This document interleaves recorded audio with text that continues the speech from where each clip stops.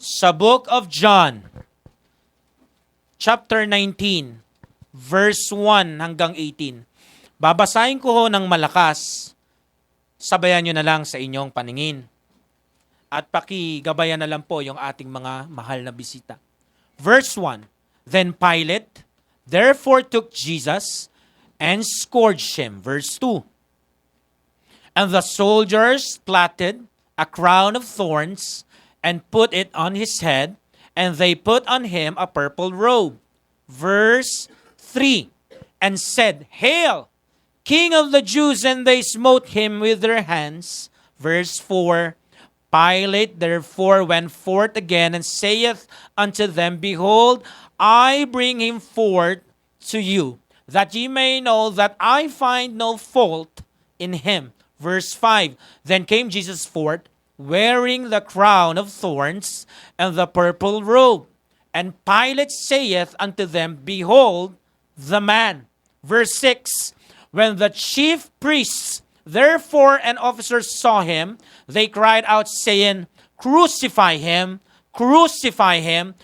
Pilate saith unto them, Take ye him, and crucify him, for I find no fault in him. Verse 7, The Jews answered him, We have a law, and by our law he ought to die, because he made himself the Son of God. Verse 8, When Pilate therefore heard that saying, he was the more afraid. Verse 9, And went again into the judgment hall, and saith unto Jesus, Whence art thou?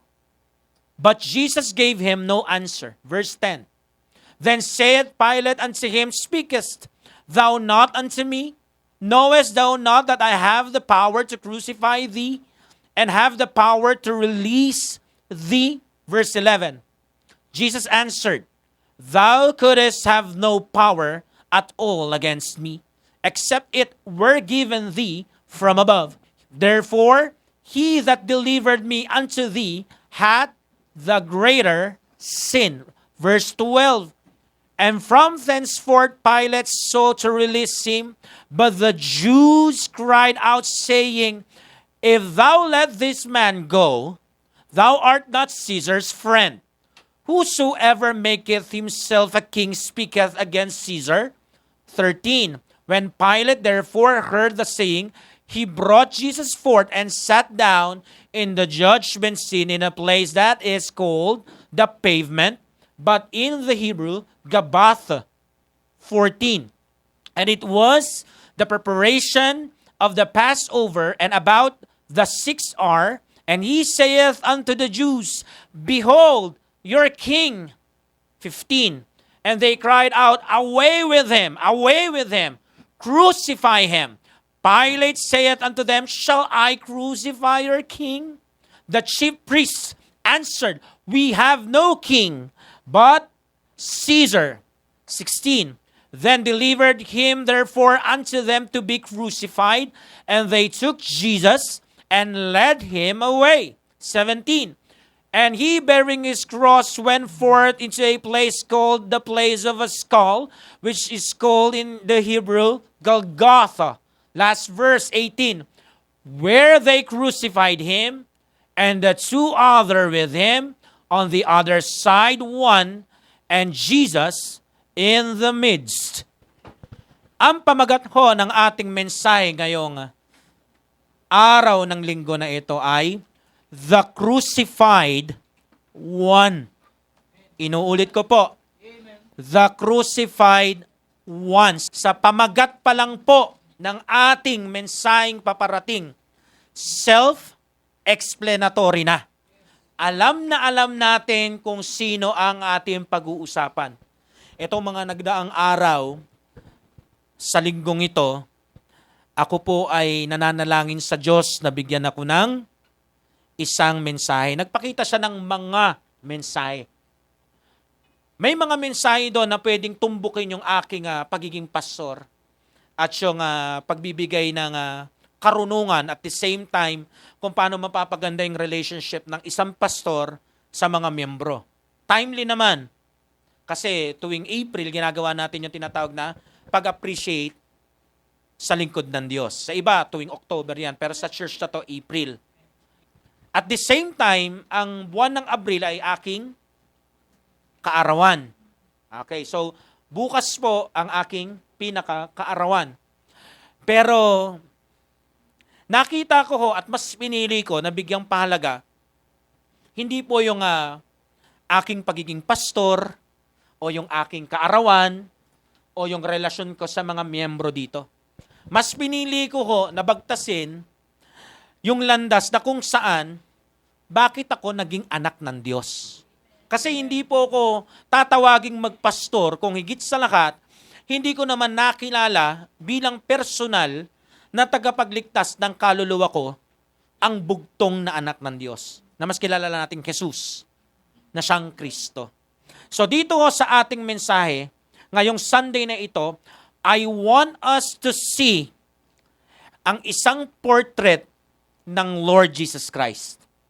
Isang larawan bilang the crucified one. I want us to remember what He endured to provide salvation sa mga gaya nating mga makasalanan. And also, I would like for us to take a fresh look doon po sa tinatawag na Calvary. Doon sa events, doon sa may Golgotha, nung araw na yon. Gusto ko pong maalala natin, kahit ligtas na tayo, amen? Meron ng buhay na walang hanggan, yung mga ligtas na miyembro dito, gusto ko pong balikan natin. At i-preach natin ulit sa ating mga sarili. At the same time, marinig po ng mga bisita natin na meron lamang head knowledge sa bagay na ito, pero hindi pa talaga tunay na sampalataya sa bugtong na anak, kung ano po yung kagandahan ng sakripisyo ng Diyos na nagkatawang tao. Tama po yung narinig nyo. Diyos na nagkatawang tao. Kasi meron kong mga religion na ang Panginoong Yesus dinidiin nila na tao lang siya. Hindi po. Siya po yung Diyos na nagkatawang tao. 100% na tao, 100% naman, hindi ko alam kung paano niya yon nagawa sa kapangyarihan niya, pero by faith, sa paniniwala ng taus-puso, I believe that. Kaya nga hindi ako nahirapan na sampalatayanan na kapag sumampalataya ka sa Kanya, maliligtas ang kaluluwa mo sa apoy ng pagdurusa sa impyerno. Amen. Gusto kong bigyan ng diin yan. Si Jesus Christ ang tagapagligtas. Amen. Hindi po religion. Walang kahit anong religion ang makakapagligtas. Paano yan? Baptist kayo? Kahit Baptist. Kasi hindi po Baptist na religion at hindi po kahit anong religion ang nagkatawang tao at ipinako sa krus. Hindi po kahit anong religion ang bugtong na anak ng Ama sa langit. Si Jesus Christ lang po yun. Kasi kung meron pong kaligtasan sa iba o kahit sa pangalan ng kahit anong religion, mawawalan po ng halaga yung pagkakatawang tao ng anak ng Diyos. At yung ginawa niya sa krus ay isang malaking aksaya ng oras niya. At pinaasa niya lang tayong mga makasalanan. Pero buti na lang, praise the Lord. Amen. Hindi yun aksaya ng oras. At lalong ang Diyos natin ay hindi paasa. Amen. Kundi siya ang tanging pag-asa. Amen. So tignan po natin, ngayong oras na to, yun dapat nating makita. Kung gaano tayo kamahal ng Ama sa langit. Kung paano niya pinaramdam sa atin yung I love you na yon sa pamamagitan ng sakripisyo ng kanyang bugtong na anak. I want us to see how His death doon sa cross na pinakamahalagang bagay sa Christian life na to. Amen? Amen. Handa na po ba kayo? Amen. Number 1, the condemnation of Jesus. Condemnation of Jesus. Pag sinabing condemnation sa Tagalog, hatol. Kumbaga sa kriminal, sintensya.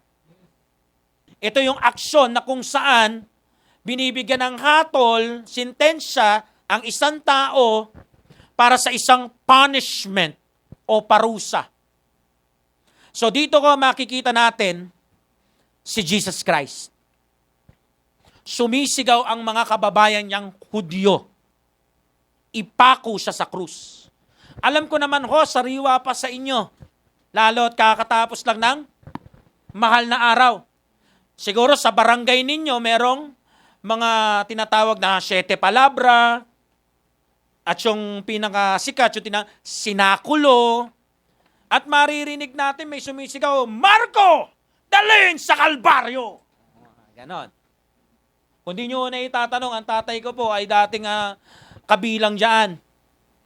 Lalo doon sa Tatlong Bayani, maganda ang sinakulo doon eh. Lalo nung bandang mga 80s at 90s eh. Ang ganap ng tatay ko doon, napakagandang karakter, si Judas. Nakakuha nyo ko? Pero ang gusto ko pong sabihin sa ating lahat, sa kwento na ito na ating binasa, nagsusimigaw at hinahangad ng mga taong aking babanggitin ang punishment, parusa, sentensya sa Panginoong Yesus. Kamatayan. Anong klaseng kamatayan? Kamatayan doon sa krus. Meron kong mga several na grupo ng tao na gusto ko pong i-present sa inyo. Na dahilan kung bakit napunta tayo doon sa condemnation ng Panginoong Yesus. At gusto ko po, buksan nyo po yung isipan at puso ninyo. Huwag po kayong tumingin sa iba. Habang nakikinig kayo ng salita ng Diyos, ang tignan mo, ikaw na nakikinig sa katotohanan ng Panginoon. Amen? Pwede ba yon? Amen. Okay. Silipin na po natin. Sa verse 2 at 3, tignan po natin yung unang grupo ng mga tao.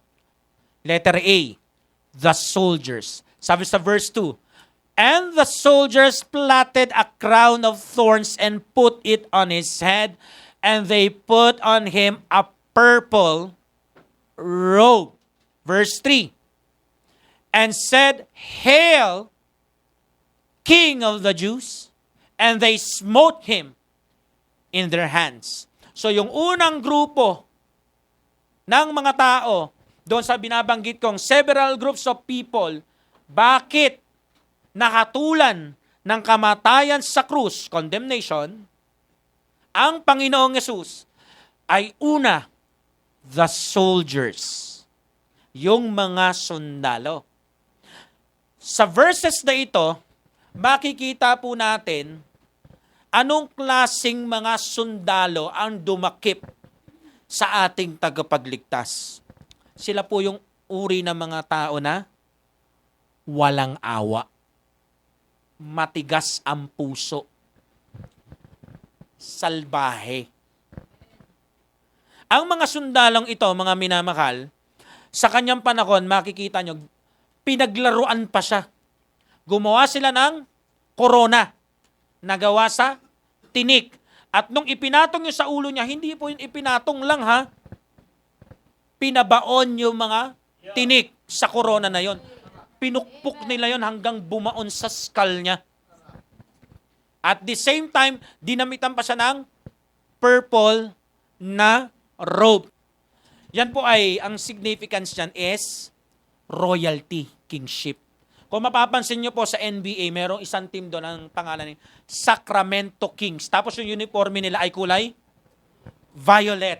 Kasi ang ano nun, dating nun, is kingship. Nakukuha nyo ko? Pagdating sa verse 3, tignan nyo po. Dito, niloloko-loko na nila ang Lord dito, binubuli-buli na nila dito. Nung pagkasuot nila nun, koronang tinik at purple robe, ang sabi nila, Hail to the King! Oh, magbigay galang naman tayo dito sa hari ng mga Hudyo! Ganun yun. Dating yan. English lang, kaya parang sosyal, pero hindi po sosyal yan. Okay? Pagkasabi nila ng Hail to the King, sabay sampal. And they smote him with their hands. Hindi po sinabing isa lang ang sumampal, ha? Their hands. So ito yung mga sundalo na walang puso. At kung may puso man sila, sintigas ng bato. At kung may puso sila, Wala silang puso para sa Diyos na nagkatawang tao. Wala silang respeto sa mga bagay na may kinalaman kay Jesus.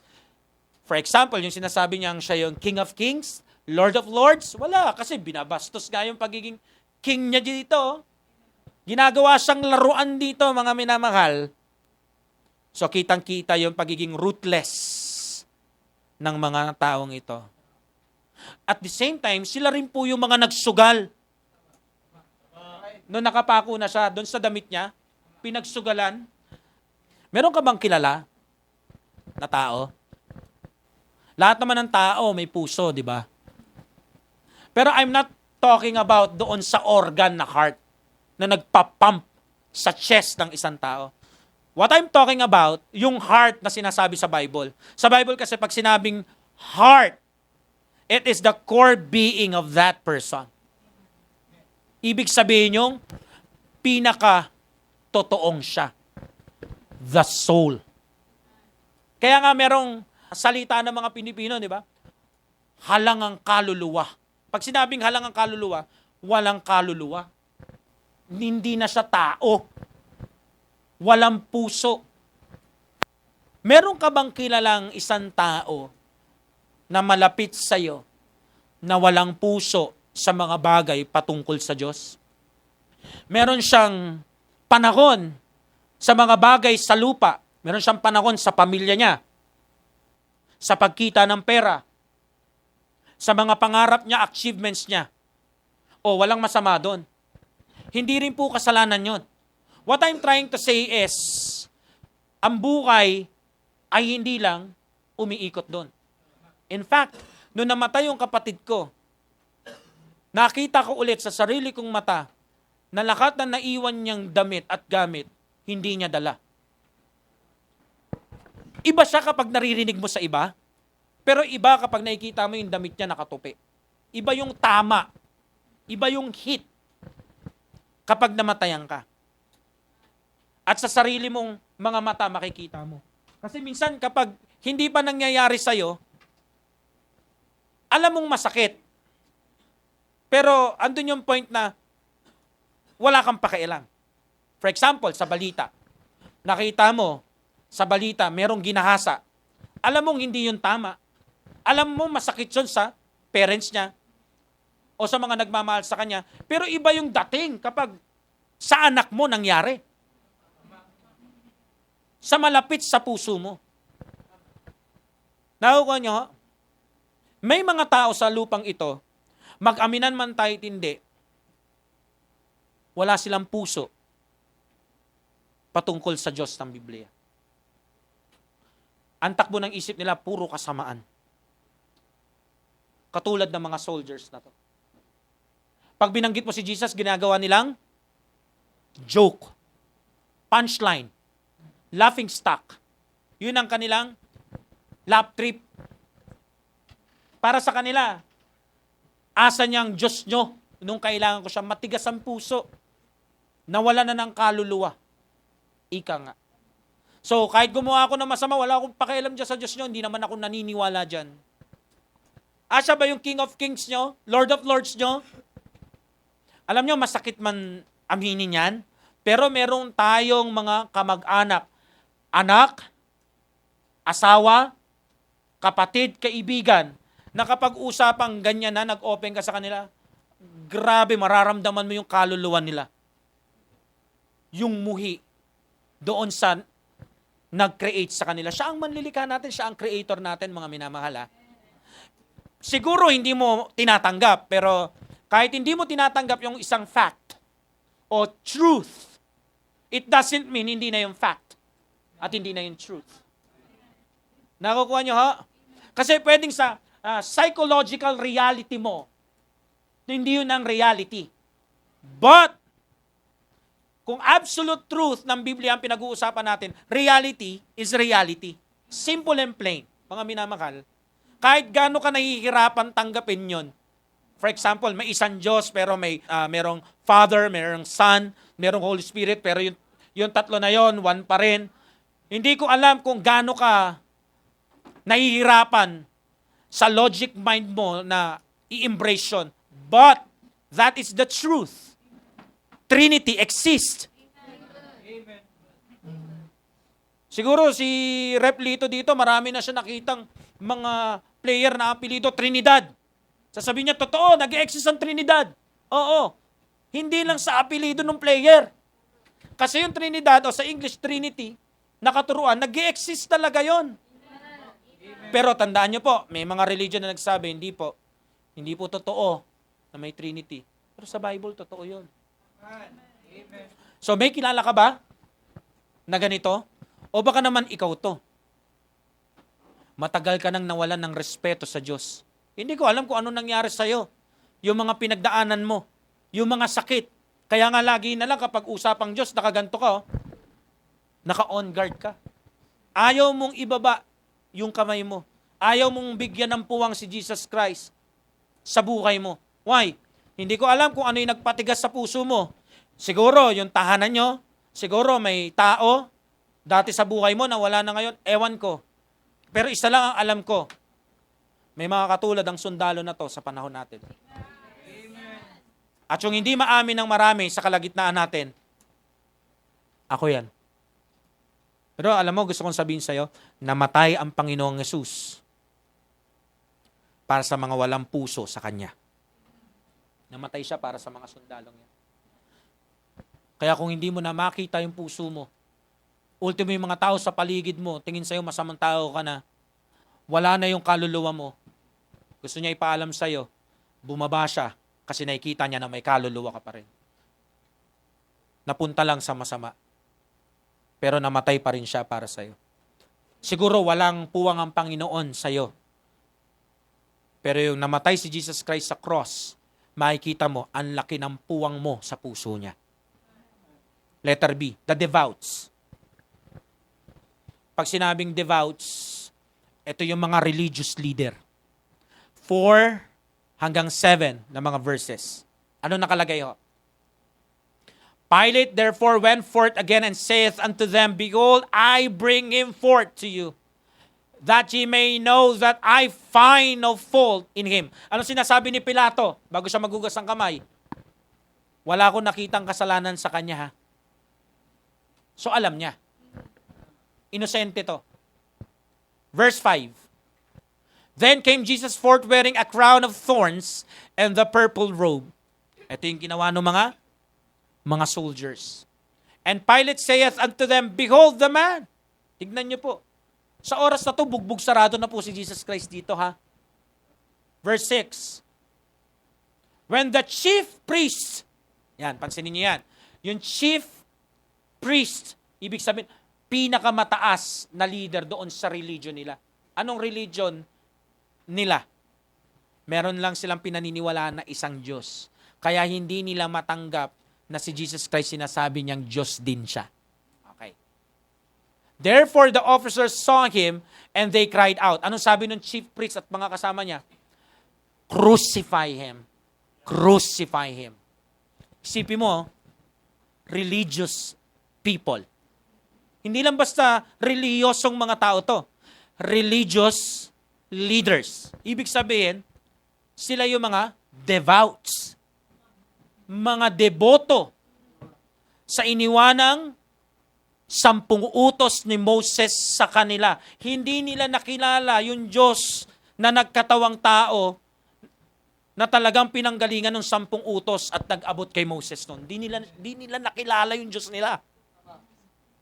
Pilate saith unto them, Take ye him and crucify him, for I find no fault in him. Paulit-ulit siya. Wala siyang nakitang kasalanan sa Panginoon. Which is, nasa prophecy yun. At nasa scriptures. Na si Jesus Christ ay perfect man. Siya ang patutuan ng sinless perfection. Di ba sa atin? Wala namang perfecto. Lahat naman tayo nagkakasala. Except the man na Lord Jesus Christ natin. Okay? So dito makikita natin ang utak na mga nagplano ng pagka-aresto ng Panginoong Yesus. Sila yung mga mastermind. Ang chief priest at yung mga scribes. Sila yung bumili kay Judas. para pagtradoran ang Panginoong Yesus. Sa kanila galing yung 30 pieces of silver. So, sila rin po ang nag-accuse sa Lord Jesus Christ ng mga false charges. So, gumawa sila ng mga hindi naman totoong kwento. Mga Kristiyano, hindi ugali ng mga Kristiyano ang gumagawa ng kwento. Yung may mga false accusations sa kapwa ligtas, kapwa mananampalataya, o kahit kapwa tao lang. Hindi po pwede yung nasa opisina kayo tapos kung ano-anong mga chismis ang mga pinagagawa mo. Ngayon, kung trabaho mo to dati, nung di mo pa kilala si Jesus Christ, you have to stop. At di lang basta stop, you have to surrender it to the Lord. Kasi yung very sin kung bakit siya pinako sa cross, gawain yun mga nagpapako sa Kanya. At kung Kristiyano ka, hindi mo dapat ginagawa yun. Nakukuha nyo, malinaw ha? So ito yung habang buwat-buwat ng Lord Jesus Christ, yung krus, sila yung mga nasa gilid, minamock ang Panginoon. Tinutuya, nilalait. Kumbaga, hirap na ang Panginoon sa pagliligtas sa sangkatauhan. Sila, tuwang-tuwa pa sila na nahihirapan siya. Meron pa sila sinasabi na mga derogatory na mga words at comments habang buwat-buwat niya yon. So, hanggang death, nandun sila. Nandun pa rin sila. Tignan niyo po sa Mark. Mark chapter 15 verse 29. And they that passed by railed on him, wagging their heads. So, ano yan? Meron sila sinasabing hindi maganda. So, habang sinasabi nila hindi maganda, gumaganto pa sila. Yan, na napapala mo. Masyado kang feeling Messiah. So, ang tingin nila sa Lord, anak ng karpintero na Messiah. And thou destroys the temple and buildest in 3 days. Ganun sila. Ano sabi mo? Wawasakin mo yung templo na binuo ng mahabang panahon, tapos itatayo ba pagkaraan ng 3 araw? Kalokohan yan. Habang nasa gilid sila, yun yung parang senaryo na nangyayari dito. So hanggang cross, ganyan po sila. Di ba sila rin yung nagsabi, kung ikaw nga talaga yun, bumaba ka nga. Makiri pa rin. Buti na lang hindi bumaba ang Lord. Kasi ang kaligtasan kailangan matapos ng ganito. Kailangan niya mamatay sa krus, kailangan niya ilibing, kailangan niya mabuhay pagkaraan ng 3 araw. Kung bumaba siya doon, sir, lahat ng ipapanganak na tao sa lupa, didiretso sa impyerno at di na mabibigyan ng tsansa na maligtas. Buti na lang, hindi siya nakinig sa mga siraulong ito. Isipin mo, tinitiis ng Lord yun. Yung masasakit na salita na yun, habang ikaw ang personal niyang iniisip. Praise the Lord. Hindi siya hindi siya nagpabuyo, hindi siya nagpa-provoke. Tiniis niya, nagsakripisyo siya para sa atin. So these men were directly responsible for the death of the Lord Jesus Christ. Ito rin yung mga devout leaders, chief priest, religious leaders, na the same reason ng kamatayan niya sa cross. Meron ka bang kilala? Sobrang devout, sobrang relihiyoso, pero hindi kinikilala na si Jesus Christ lang ang tagapagligtas. Na kapag preach si Jesus Christ, kuya, ate, kailangan mo si Jesus Christ sa buhay mo. Siya ang maghuhugas ng kasalanan mo gamit yung kanyang nabuhos na dugo doon sa krus. Yung kamatayan niya sa krus, ang ibig sabihin nun ay justification mo. Meron ka masasalubong sa mga daan habang nagsishare tayo ng gospel o kahit habang ako ay nagpipreach dito, meron mga tao na sasabihin nila, hindi naman ganyan yan. Ikukwento nila sa'yo kung gaano sila ka-religious. Hindi po nakakapagligtas yung pagiging religious. Ang katotohanan, yung pagiging religious nila, yun ang reason kung bakit itong mga namatay na chief priest na to, religious leaders na to, itong mga devouts na to, tingin nyo ba nasa langit sila? Kung magre-real talk lang tayo, uusapang Biblia, nasa impyerno sila. Simula nung namatay sila, hanggang ngayong nakikinig kayo dito. At kapag bumalik ang Panginoon sa langit, kasi yan ang pangako babalik siya kukunin niya yung mga kanya. Hanggang matapos ang serye ng lupang ito hanggang mangyari na yung for all eternity ng Panginoon. Yung mga chief priests na yan, yung mga devoutes na yan, nandun pa rin sila. Walang hanggan. At ang sabi, iaahon pa sila sa impyerno. Pagkaahon nila sa impyerno, sabi yan sa Revelation, ha? Babasahin sa kanila kung ano yung mga ginawa nila. At isa sa mababasa na sila ang mastermind. At sino daw ang nandun na pinapanood habang rinireview yung crimes nila? Si Jesus Christ mismo. Isipin mo, di ba? Yung pinapako mo, makikita mo ulit, tapos makikita mo, totoo pala. Kaso hindi ending impyerno.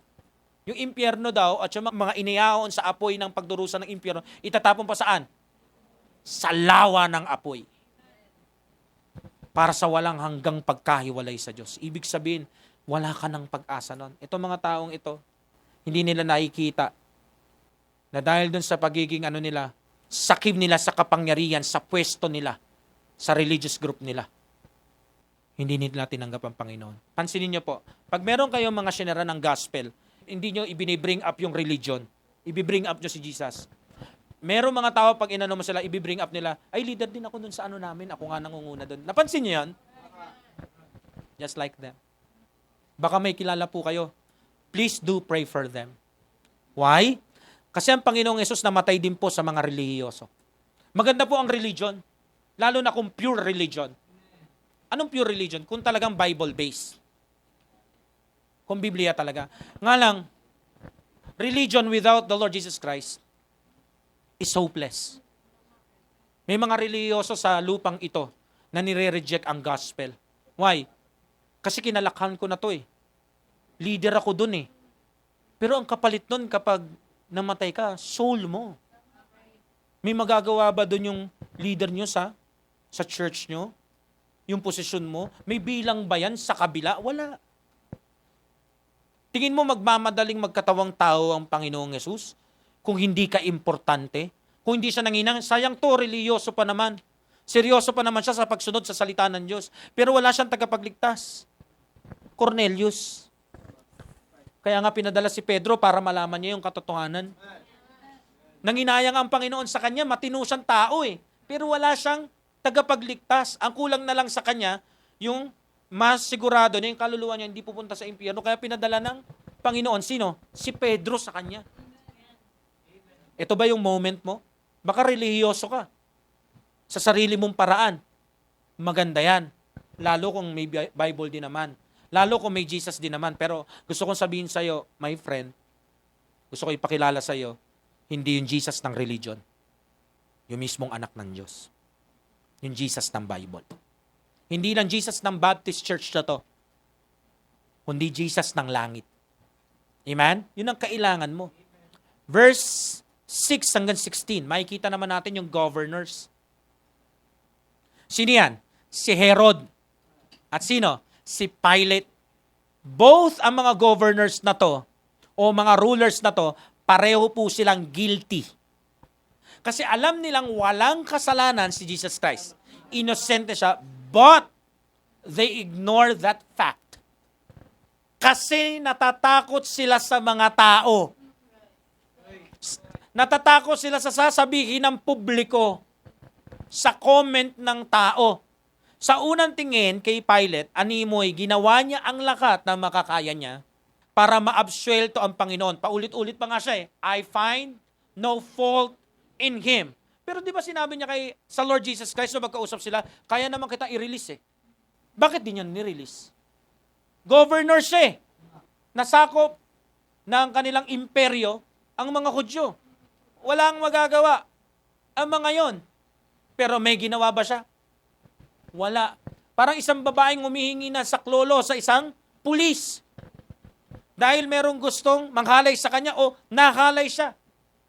Pero walang ginawa yung otoridad.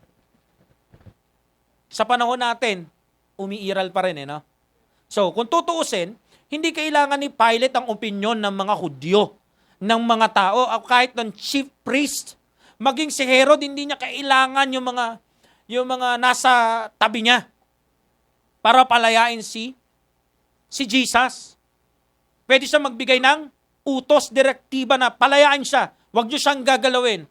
Pero hindi po Dahil nagpabaya sila, At tatakot sila sa sasabihin ng iba. Kaya napako ang Panginoon sa krus. Meron ka bang kakilala? Na kahit nakikita niyang, tama naman yung preaching ni Pastor Ryan eh. Nasa Bible naman eh. Pero bigla mo naalala, magagalit kasi yung tatay ko eh. Magagalit kasi yung nanay ko. Kakantsawan kasi ako ng mga kumari ko. Pagtatawanan ako ng mga kumpare ko. Anong sasabihin ng mga kamag-anak ko pag nagpalit ng religion? Alam niyo po dati, yung hindi pa ganito ka-moderno ang panahon natin, yung medyo konti-konti lang. Hindi naman tayo sobrang uusog. Kasi pag umusog tayo sobra, para na akong lolo eh. Noong mga bandang 2004, yan, kakasave ko lang yan eh. Pag nagpapalit ng religion, kasi medyo sarado ang ating bansa noon. Ang sasabihin nila, at isa ko sa naririnig ko, kaya ka nagkamalas-malas kasi nagpalit ka ng religion mo. Nangyayari yan, di ba? Pero ako po, isa ko sa hindi sumasagot doon. Kasi nakikita ko po to sa mga kababayan natin, hindi nila naiintindihan yung sinasabi nila. Just like the Lord Jesus Christ, patawarin mo sila, hindi nila alam ginagawa nila. Hindi nila nakikita, hindi ako nagpalit ng religion. Kundi nagising na ako, nakilala ko na hindi religion ang tagapagligtas. Kaya yung iba po, natatakot sa lola, sa magulang, sa asawa, kaya ayaw nang magsimba. Kasi sasabihin ng asawa, pag nagsimba ka dyan, makikita mo yung damit mo sa labas. Meron hong mga nangyari, mga young people ko, nakita na nila, kahit ngayon, sa modernong panahon, nagsimba. Pero tinapon sa labas ng bahay yung damit. Sabi ko sa isip ko, ano bang gusto nating mga adult? Gabihin ang anak natin sa mga gantong preaching na kung saan tinuturuan yung anak natin, tsinatsaga na mawala yung kanilang pagiging palasagot at hinahatak sila palayo sa barkada, inuman at droga. At the same time, nakikilala pa nila si Jesus Christ, nasisecure yung kaluluwa nila, naayos yung takbo ng isip nila, tapos meron pang pa-basketball paminsan-minsan pag Huwebes, na kahit gabihin, alam mong galing sa matinong lugar at nagtuturo ng salita ng Diyos, o gagabihin yan sa boyfriend niya. Hindi yan magtatagal. May apo ka na. Pinaaral mo. May panganay na. Magugulat ka yung anak mo. Yung barkada nila, mga adik, pero anak mo lang nalulong. Kaya sabi ko nga minsan sa asawa ko mamimili ka lang talaga Saan mo ba gusto gabihin ang anak mo? Sa atin, pag ginagabi, pinapahatid natin. Yung iba, minamadaling araw, di mo alam kung saan galing. Kala mo, thesis. Yun pala, motel na. Hindi ko naiintindihan. Minsan, meron pa akong mga narinig. Yung magulang nagagalit kasi ginagabi sa prayer meeting. Pero nung hindi nagsisimba yung anak nila, nagre-rebelde, wala silang magawa, tumatakas. Tapos pag bumalik, di naman sila galit. Ayaw mo bang mapabuti ang anak mo, hindi lang dito sa lupa, hanggang sa kabila? Tsaka pag naligtas yung anak mo, matuto yan sa Bible, yan yung magpe-pray para sa mabuting kalusugan mo. At the same time, baka makapagdala sa'yo sa Panginoon at makita mo, ay tama pala, maganda pala yung napuntahan ng anak ko. Hindi lang pala dahil sa sports, hindi lang pala dahil sa nangungupo na siya. Ngayon, kilala ko na rin ang tagapagligtas. Meron mo ba kayong kilala na ganon? Mga ganong tao? Natatakot sa tao? Kaya iba, hindi ako makapag-baptize kasi natatakot po ako Magiging kagaya ka ba ni Pilato at ni Herod? Matatakot ka sa sasabihin ng tao? Alam mo, ito ang problema Ito ang problema nating mga tao. Naranasan nyo na ba yung bumibili ka ng damit para makita ng mga taong may ayaw sa'yo? Nangyayari po yun. Di ba, minsan meron kang kapitbahay na ayaw sa'yo. Ngayon, ipapakita mo ngayon yung tagumpay mo. May kotse na ako, may bahay na ako, may magandang damit na ako. Ngayon, isasalampak mo yun sa mukha niya, lahat ng tagumpay mo, achievements mo. Alam mo kahit anong gawin mo doon sa taong yon, hindi ka nung magugustuhan, ayaw nga sa'yo. So, para ka lang, sorry sa word, para kang tanga, na pinipilit mo magustuhan ka niya, ayaw nga niya sa'yo. Eto si Jesus Christ, gustong gusto ka niya. Gusto ka niyang iligtas. Minsan ang mga tao kaya hindi sila maligtas kasi nga nakapokus sila sa mga ayaw sa kanila. Si Jesus Christ, hindi mo siya pipilitin. Gustong-gusto niya. Ang tagal ka na niyang iniintay. Ano pa? Thieves. Verse 18. Ito, sikat na sikat po itong dalawang ito. Amen? Sa verse 18, makikita natin yung thieves. Where they crucified him and two other with him, on either side one, and Jesus in the midst. So meron dalawa daw na kasama ang Lord Jesus Christ nung pinako siya. Magkabilaan. At tapos ang Lord Jesus Christ, ang man in the middle. So makikita nyo po, may dalawang thieves o magnanakaw. Yung isa, rineredicule ang Panginoon at nire-reject siya. Yung po yung hindi sumampalataya sa kanya. Yung isa naman, inawat siya. Tumigil ka nga! Hindi siya kagaya natin. Tayo, makasalanan tayo, siya hindi. Gumanon yung isa. Tapos yun yung nagsabing, Panginoon pag nandun ka na sa paraiso mo, wag mo akong kalimutan Ano sabi ng Panginoon? Ngayon din, kasama kita sa paraiso. Ang ganda nun. Ganda nun linya na yon. Alam mo kung bakit? Buhay pa yung magnanakaw. Sinabi niya na, at sinigurado niya na, kasama kita sa paraiso. Anong significance nun? Pwede mong matiyak ang kaligtasan mo habang buhay ka pa.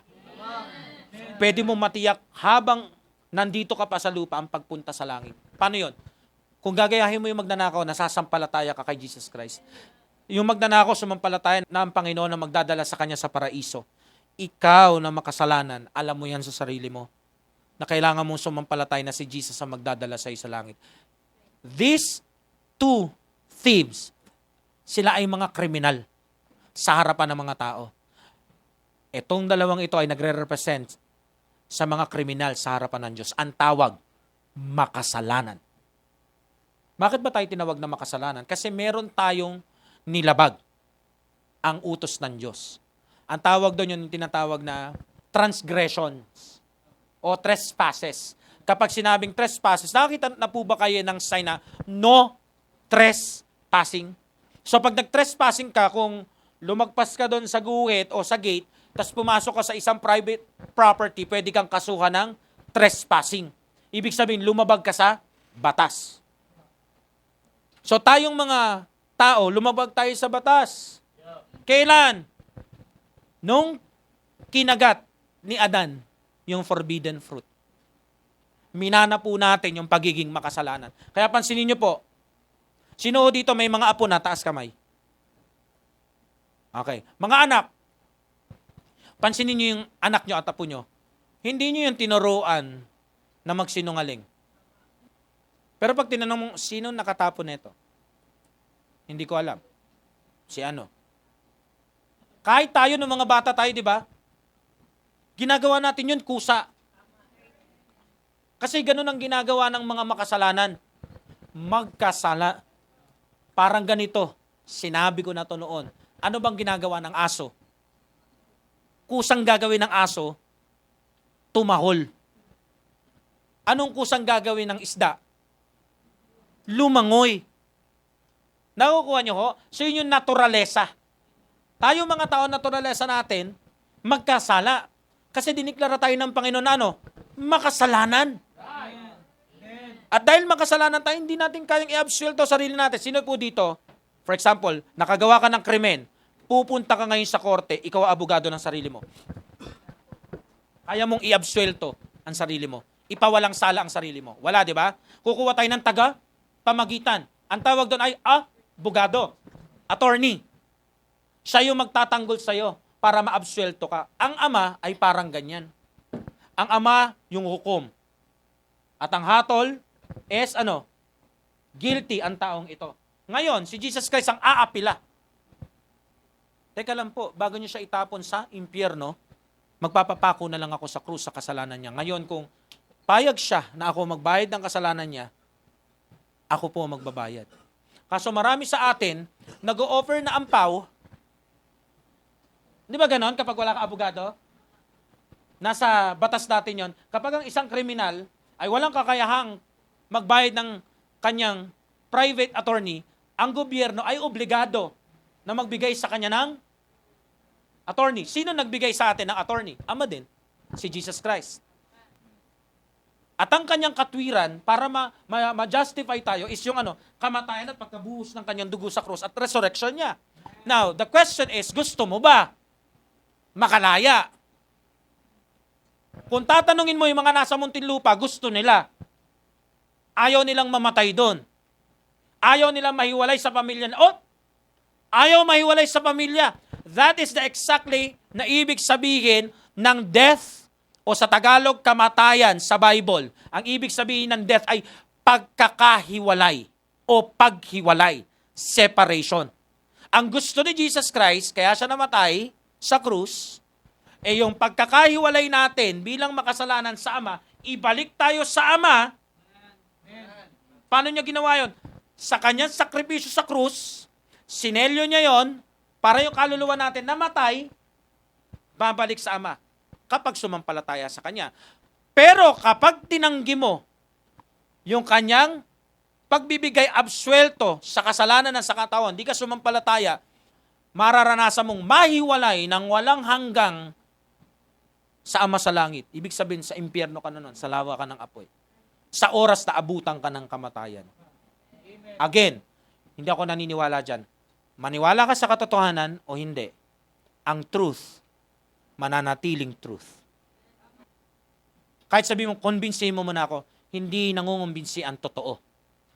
Pinipili yan o hinihindian yan. So itong magnanakaw na ito, yung isa sa dalawang magnanakaw, di ba? Yung isa, pinili niya. Alam niya na makasalanan siya. Meron ka bang kakilala na makasalanan? Nagtatanong lang ako, hindi ko naman sinasabi ikaw yun. Pero may kakilala ka ba na tao na makasalanan? Na kayang magpakumbaba at kilalanin na, makasalanan ako, kailangan ko ng tagapagligtas. O baka meron ka rin kakilala na katulad ng isa pang magnanakaw. Hindi ko ito kailangan. Hindi ko kailangan ng Jesus Christ. Paninindigan yung kanyang pagiging makasalanan. Pag pinanindigan mo yan, hindi mo makikita yung nakita ng isang magnanakaw na nakita niya yung paraiso. Ibig sabihin, hindi mo makikita ang langit ng Diyos. Tandaan nyo pumupunta ang isang tao sa impyerno, hindi dahil tinapon siya doon ng Diyos. Kundi binigyan siya ng Panginoong Diyos Ama sa langit ng pagkakataon na sampalatayanan at maligtas, huwag mapunta doon sa pamamagitan ni Jesus Christ. Pero pinili niya na hindi. Kagaya ng isang magnanakaw na tinutuya ang Panginoon. So mapupunta ka sa impyerno hindi by accident. By choice. Letter E. Commoners. So sino itong mga commoners na ito? Yung mga ordinaryong tao, yung mga nakikiusisa habang binubuhat niya yung krus. Di ba pag merong 7 palabra, doon nakikita yung mga commoners, mga ordinaryong tao. Nakikita mo, yung mga nanonood, spectators, commoners, mga ordinaryong tao. So, naniniwala ako, yung mga commoners sa kwentong ito yung mga nakakita ng mga pinagaling niya yung bulag, pilay, kitungin, pinagaling niya yung merong inaalihan ng masamang espiritu. Nakita niya yun, nakita nila yun. May mga ilan doon, kasama doon sa kumain doon sa milagro doon salad, yung konting isda, konting tinapay, at yung iba pa. Pero alam niyo po, itong crowd na to, hindi sila ordinaryong crowd Pagkatapos nila makinabang sa Panginoon, sila din yung same crowd na nakinabang, at the same time, same crowd na nilalait ang Panginoon. Tandaan nyo, ang daming umalis sa Panginoon, natisod sila, natisod. At nawala sila. Sa panahon natin ngayon, marami din ganito. Pag niyaya mo sa simbahan, kailangan ang pag-uusapan lang natin, love, love, love, love. Pag pinag-usapan yung kasalanan, ayaw na bumalik. Pag pinag-usapan na yung kabanalan, ayaw nang makinig. Pag pinag-usapan na yung tinatawag na impyerno, nananakot doon. Binanggit mo yung mga bagay, kung di ka tatawagin, yung pastor doon, egoistic. Yung pastor doon, condemner. Yung pastor doon, legalist. Homophobic. Maraming common people ang ganyan. Meron ka ba kakilala na ganon? Isang ordinaryong tao, pag tingnan mo siya, hindi naman siya kriminal, hindi naman siya masamang tao. Ordinaryong tao lang, saktuhan lang. Hindi talaga siya salbahe. Kumbaga hindi siya soldier. Ano yung pangalawa? Hindi rin siya devout. Hindi rin siya ano pa? Hindi rin siya governor, hindi siya sikat sa lugar nila. Ano pa? Hindi rin naman siya kriminal. Sadyang ano lang, sakto lang. Ordinaryong ano lang, mamamayan lang ng Pilipinas. Pero it doesn't mean na law-abiding citizen ka ng Pilipinas. Makakaligtas ka na sa kaparusahan ng impyerno.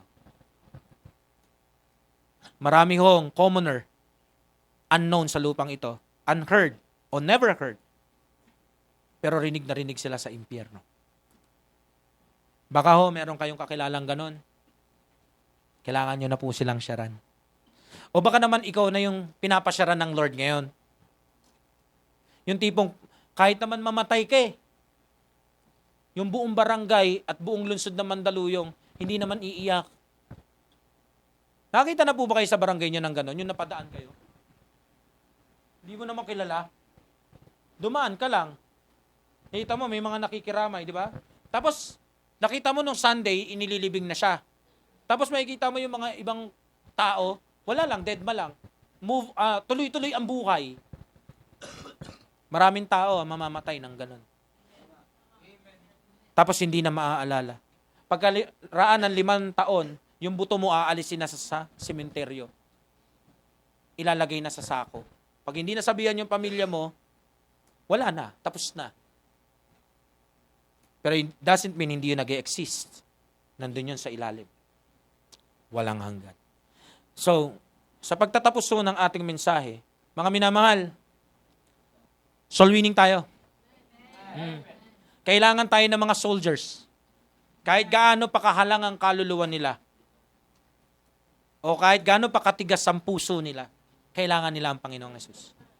Kailangan din tayo ng mga relihiyoso, ng mga devouts. Kasi sayang naman po yung pagiging religious nila, sayang naman po yung pa-Bible at pagpe-pray nila. Kailangan nila yung totoong Diyos. At the same time, wag po kayong mailang doon sa mga kapitan, kagawad, o kahit sinong may posisyon sa trabaho ninyo at sa school ninyo. Kailangan din po ng mga governors na yan, ng mga authorities ng Diyos. Kaya kailangan po natin ng matitinong man of God. Kasi kung hindi po tayo magtitino, mga Kristiyano, hindi ako magtitino bilang pastor, kahit share natin yung mga nasa pwesto, yung mga rulers, mga governors, mapa-work o school o kahit sang field, pupunta po sa impyerno ang kaluluwa nila. Nakakakuha nyo ho? Letter D. Kailangan din ho nating sharean. Yung mga tinitignan natin na, may mga background dyan na hindi magaganda. Mga gangster, mga ganito yung ginagawa. Mga minamahal, galing din po ako sa kalye. Buti na lang naman po, meron nag-share sa amin na ang pangalan ay si Gerald Acelejado. Kasi ang talagang nagtanim sa akin ng salita ng Diyos paulit-ulit habang nagre-recording kami dati. Maliban sa nanay ko. Kumbaga, yung iba negatibo, wag na yan si Ryan, parang di naman yan eh. Pero naayos po ako dahil doon eh. Nataniman ako ng salita ng Diyos. Kaya nung may nag-invite sa akin Baptist Church, hindi ko alam, kala ko dati wala lang yung kwentuhan namin sa gospel. Nin-invite na ako sa isang Baptist Church. Doon ako sumampalataya sa Lord. At panghuli, yung mga commoners, yung mga nasasalubong natin sa daan. Mag-ano kayo kasi minsan yung mga nasasalubong natin sa daan, kung sino pa yung walang-wala, yung pa yung medyo matataas yung ihi, habaan nyo po yung pasensya nyo. Ayoko pong makilala yung church natin na kapag hindi maganda ang posisyon sa lipunan o sa field na pinagtatrabaho nila, hindi natin pinapansin. Kahit mababa pa yan, kahit janitor lang yan, kahit labandera lang yan, sharean nyo po ng gospel. Pag naging bisita po natin sa church, kahit hindi po malaki ang income niyan, kahit hindi po nakakotse yan, may kaluluwa yan, sharean nyo po ng gospel. Kasi ang Panginoon, hindi po siya tagapagligtas na magaganda ang ayos at estado. Tagapagligtas po siya ng lahat. Okay? Point number 2. The crucifixion of Jesus. The crucifixion of Jesus. Pag sinabi hong crucifixion o crucifixion sa Tagalog, ito po yung method ng capital punishment na kung saan yung isang nagkasala o makakatikim ng parusa na ito ay itatali at ipapako sa isang malaking punong kahoy na ang itsura ay pakrus.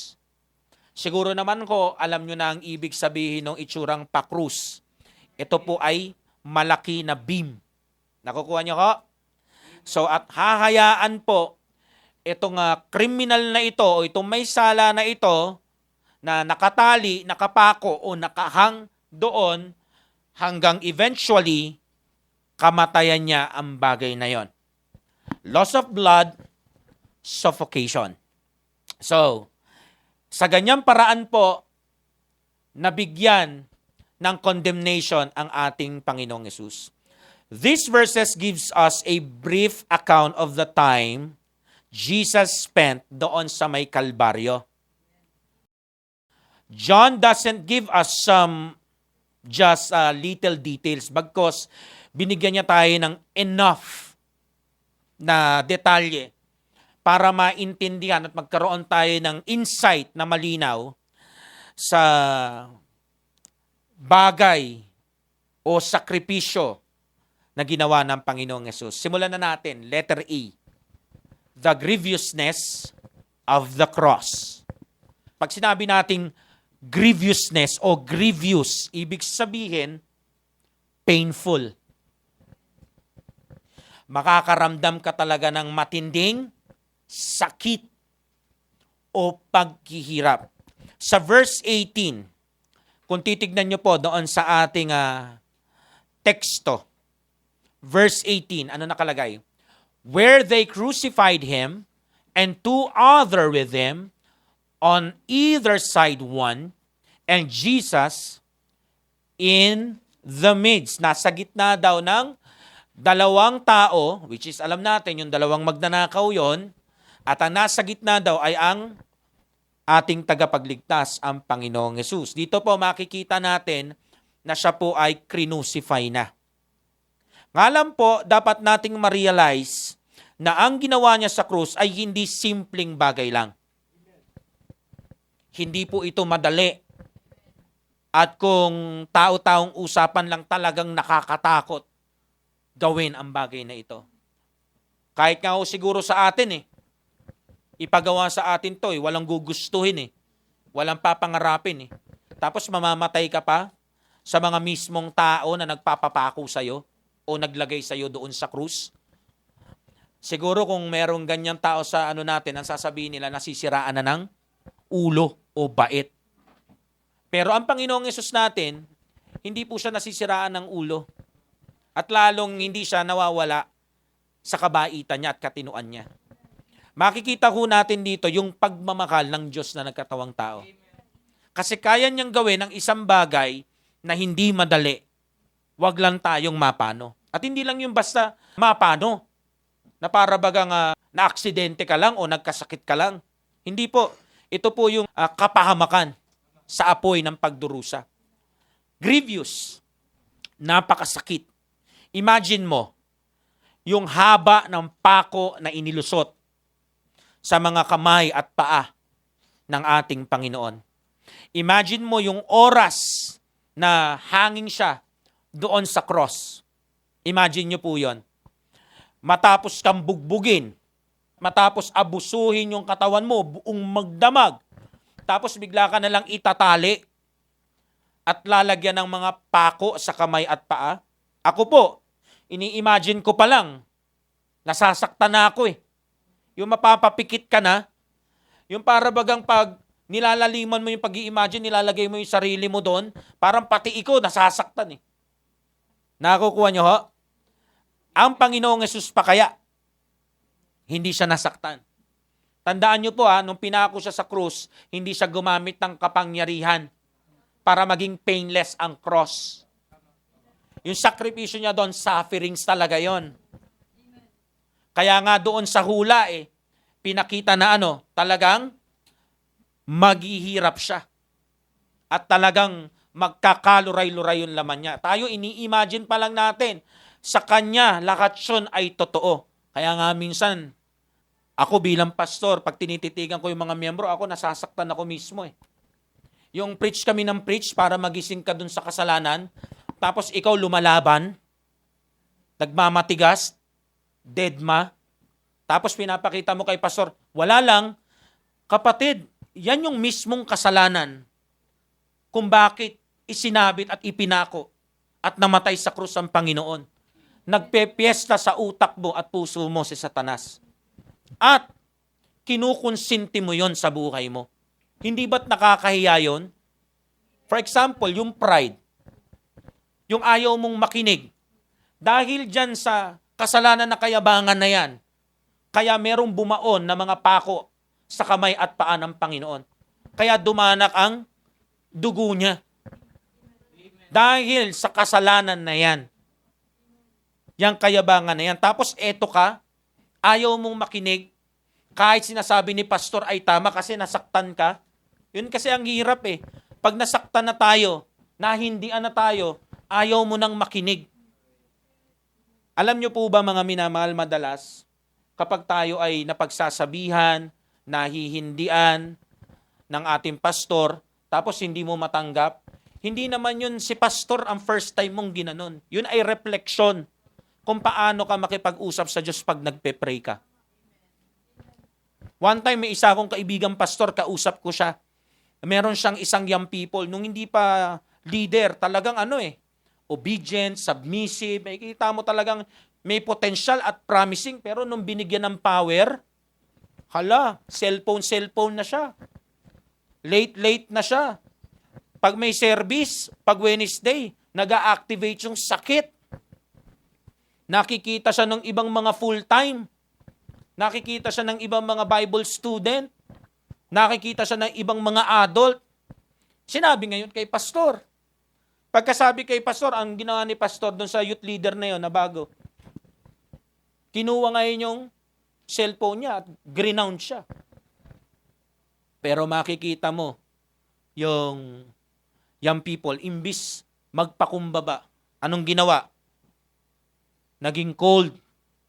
Lalong hindi mga umaatin sa mga dapat atinan. Nagpapahabol. Alam mo ginawa ng pastor? Sinoli sa kanya yung cellphone niya. Nung sinoli na sa kanya yung cellphone niya, nag-alsa balutan siya. Hinabol ba siya nung kaibigan ko? Hindi. Pag mga ganun po, hindi nahabol yun. Pumasok siya sa pinto ng church na hindi siya pinipilit ng pastor. Lalabas din siyang ganun. Huwag niyo pong hahabulin. Salvation nga, walang pilitan Pagtatapat pa sa Lord. Tapos magmamatigas tayo sa mga ganyan. Pag sinasaway tayo. Minsan tayo, di ba? Tayo mga pasaway, nananaway rin tayo Pero pag di ka sinunod, nagagalit ka rin Nakukuha nyo ho? Pero hindi natin nare-realize yun. Pero ikaw, ganun ka. Nakukuha nyo? Ano ibig mo sabihin? Yang kasalanan na pinapairal mo, na hindi mo sinusuko, ay para mong inuulit-ulit yung pagbaon ng mga pako sa kamay at paa ng Panginoon. Inuulit mo yung araw na yon, yung grievousness na naranasan ng Panginoon doon sa cross. Magbago na tayo. Magbago ka na, hindi dahil matanda ka, dapat dati ka pa nagbago. Ang tagal mo nang ligtas, kaya nga ako, nakikipagkwentuhan din ako doon sa isa kong kaibigang pastor, Ba't kaya walang pagbabago? Tayong makita. Minsan inaano yun sa mga pastor, di ba? Yung mga bulaang propeta, false prophet. Baka kaya walang mabuting bunga kasi hindi naman talaga ligtas. Hindi lang po mga pastor ang ganon, mas maraming miyembro ang ganon. Sinabi lang ng Panginoon yung mga false teachers. Pero mas marami pa rin pong false converts sa loob ng simbahan. At kapag ganyan po tayo mga minamahal, sinasabi natin, ay hindi ako kabilang dyan, save naman talaga ako Bakit pinapractice mo pa rin yan? Yan yung pinaka-reason kung bakit yung kamatayan ng Panginoon sa krus ay napakasakit. Kaya nga siya bumaba para hindi ka mapunta sa napakasakit na impyerno. Tapos ipapractice mo yan sa harapan ng mga taong niligtas niya. Or should I say, sa katawan mismo ni Kristo. Mga minamahal, konti na lang ang panahon natin dito sa lupa. Pabalik na ang Panginoon. O kaya ikaw, pauwi ka na. Hindi natin alam kung sino. Tanggalin mo na yung katigasan ng ulo. Matuto ka ng sumunod talaga. Matuto ka ng mag-submit. Baka akala mo may oras ka pa. Yan ang kasinungalingan ni Satan, may oras ka pa. Pero ang totoo, wala. Tomorrow is never promised, mga minamahal. Kaya nga sinasabi ko sa inyo i-imagine mo yung haba ng pako at yung nakasabit ang Panginoon doon. Ewan ko, kung hindi ka bumalik sa katinuan mo. Ewan ko kung magbabad ka pa rin dyan sa kasalanan na tinatago-tago mo sa isip mo at puso mo. Ewan ko kung pauto ka pa rin sa mga bulong ni Satanas na mga mental attitude niya sa'yo. Ewan ko kung magplano ka pa rin mag-backslide at mag-double life. Kasi yun ang kulang sa atin. Pinipreach natin ang ebanghelyo sa mga nasasalubong natin sa daan. Sa mga street preaching, Bible study. Kaya minsan walang power, walang dating, parang dry, kasi hindi mo na regular na pinipreach sa sarili mo. Preach mo sa sarili mo. Yung 3 pako na bumaon sa kamay at paa niya. Yung butas sa tagiliran niya. Yung korona sa ulo niya. At yung nagkaluray-luray na katawan niya nakasabit. Ewan ko kung ganyan pa rin ang maramdaman mo sa Christian life mo. Kasi para akong nasa ilang Preach mo yung gospel lang ganon. Ewan ko kung hindi ka mailang.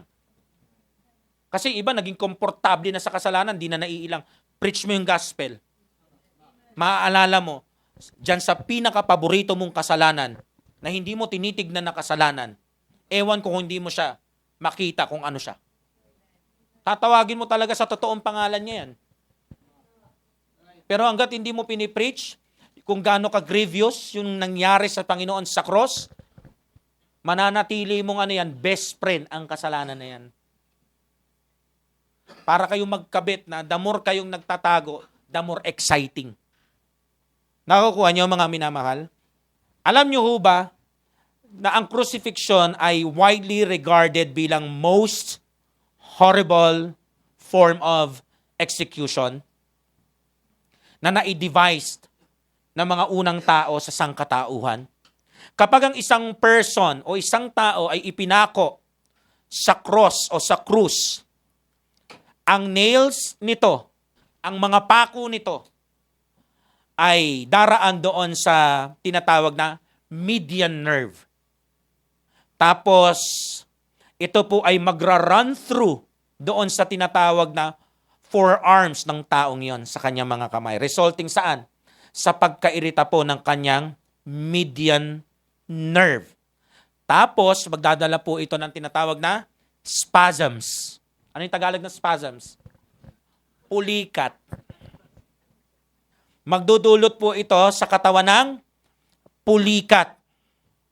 Tapos noon, makikita mo yung katawan dahil sa hirap na hirap sa pagkapulikat, bigla na lang po itong magsasag dahil sa sobrang fatigue o pagod. So, manghihina po yung mga limbs.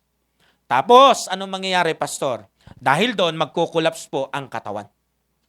Na magre-result saan?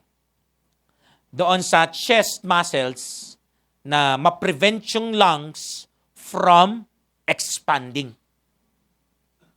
Ang kasunod nun ay ang magiging tanging paraan na lang para makahinga yung taong nakapako doon sa cross ay iangat ang kanyang sarili gamit ang mga pako sa kanyang mga kamay. Habang kinokontra naman ang mga pako sa kanyang mga paa. Hindi ba't napaka-grievous nun? Painful. Napakahirap. Napakasakit nun. Nga lang, eventually, dahil sa paulit-ulit na proseso na hahatakin nung nakapako sa krus yung katawan niya gamit yung pako sa mga kamay niya, tapos babatakin siya pabalik. Nung pako, tsaka nung gravity ng lupa, mapapagod siya sa sistema na yon. Habang hinahatak mo pataas, di ba? Bugbog sarado ka na, punit-punit na yung laman mo, sisirit yung dugo mo. Tandaan nyo po, umaagos yung dugo doon sa likod ng Panginoon Jesus. Bago pa siya ipako, punit-punit na yung laman niya sa likod. So, hindi mo alam kung saan ka babaling sa sobrang grievous, painful, hirap at sakit. Ano mangyari? Ma-exhaust yung nakapako. Tapos, dehydration. Pansin niyo ang Panginoon, di ba, humingi siya ng maiinom. So, later on, pag hindi na kinaya, bibigay ang katawan. Saan? Kasi pag bumagsak siya ulit, mahirapan na yung chest muscle. Ay ikamamatay niya talaga. Suffocation. At isa po ang pagkamatay na sa paraan ng suffocation sa pinakamahirap na paraan. Mga minamahal, ito lang ang gusto ko ipunto. Pinaghirapan ng Panginoon yung posisyon mo sa harapan ng Ama. Sana naman ipako mo yung sarili mo sa tama at mabuti ayon sa Biblia. Hindi dahil sa matanda ka na, tumatanda ka na. Hindi dahil sa may cam tayo. Kundi sana ma-realize mo, may nagpakahirap sa masarap na pwesto mo sa langit. Nakakahiya sa Panginoon natin kung yung lihim na kasalanan na yan ay regular ka pa rin nakikipagtagpo na may matamis ng ngiti. Sana ko ma-realize natin yung mental attitude sin na yan, that is not self-talk. Actually, you are listening to someone and that is not God. Tas eto ka, pinaniniwalaan mo. Nire-recite mo pa. Nasaan sasabihin sa ni Satanas, good boy, good girl. Sana ho, bago tayo pumunta sa camp, makita natin na ang isa sa pinaka-importanteng bagay sa camp, bago ka lumapag doon, maayos yung takbo ng isipan mo. Kasi ang labanan ay sa isip. Kayabangan, kahalayan, takot, at iba pa. Mamimili lang si Satanas ng pipindutin kung saan tayo magre-react. Sana makita natin ang tunay na kaaway. Kasi madalas ang nakikita natin kaaway si pastor eh. Hanapan natin ng butas si pastor. Para meron na akong lisensya. Para meron na akong reason. Legit na ang pagkawala ko sa church. Hanapan natin ng hindi tamang masasabi si Kuya Albert. Pikunin natin si Kuya Albert. Para meron na akong maituturo. Mga minamahal, yung mga tao maniniwala. Pero ang langit, kitang-kita ka. Kung save ka, hindi man mabilis ang palo, pero lagi mong tatandaan, ang Panginoon, hindi siya kumikilos gamit ang speed. Kumikilos siya gamit ang season. Kaya makukuha mo ang panahon mo. If I were you, pahalagaan mo ang gospel. Bigyan diin mo yung grievousness ng cross. Walang anak ng Diyos na kakarnal-karnal. Ang hindi sasabihin, by God's grace, by faith, magpapaka-spiritual na talaga ako. Magtitino na akong anak ng Diyos. Simula ngayon, not I na, not I. Ano man ang sagot ng Panginoon sa panalangin ko, yes man, wait man, at lalo na kapag no, not I but Christ. Ipapako ko kung anong gusto ng Panginoon sa buhay ko. Yun ang mangyayari. At yun naman talaga ang pursing purpose natin dito, mga minamahal. Tagasunod. Hindi po tagadikta. Tayo po dapat yung nagpapakumbaba. Hindi po nagmamaldito at nagmamaldita. He must increase. Tayo po ang dapat mag-decrease. At kung kailangan nating ikaltasin sa katawan natin, lahat ng mga kayabangan natin, katigasan ng ulo natin, bago tayo pumunta sa camp, gawin na natin. Pastor, gagawin lang namin dahil sa camp? Hindi nga dapat nataon lang, pa-camp tayo. Dapat noon pa. Gusto ko lang i-take mo yung chance. Kasi sa mga Baptist, laging sinasabi, isa to sa pinaka-importanting event sa loob ng isang taon. Church camp. Which is true. Ang dami po mga nagsuko ng buhay sa mga camp. Ngayon, kung hindi po kayo naniniwala, ako po naniniwala. Kasi ang dami ko pong nakilala na mga naging pastor at asawa ng pastor. Meron mga hindi, pero mas marami pa rin yung nangyari talaga. Okay? The Lord Jesus Christ died horrible, vile, and cruel death. It is indeed grievous na death. At lahat po yon dahil sa pag-ibig sa atin. Sana naman po, pahalagaan natin yung nagmahal sa ating Diyos. Tayo nga, di ba? Pag nababaliwala yung pag-ibig natin sa kapwa-tao natin, nasasaktan tayo. Hindi naman siya ordinaryong person. Hindi rin ordinaryo yung sinasaktan mo. Siya yung namatay para bayaran yung kasalanan mo. Kaya sa susunod, na mag-ugali ka, mag-asal-aso ka na naman, mag-attitude ka, alalahanin mo yung gospel ni Kristo. Mabuting balita, pero grievous ang cross. Nahirapan siya para mapadali ang katiyakan mo sa langit. Kinuha niya yung pangit para mapaganda ka sa langit. Okay? Letter B. The meaning of the cross. Ano ba talaga ang meaning ng ginawa ng Panginoong Yesus sa cross? It's all about love. Pag-ibig.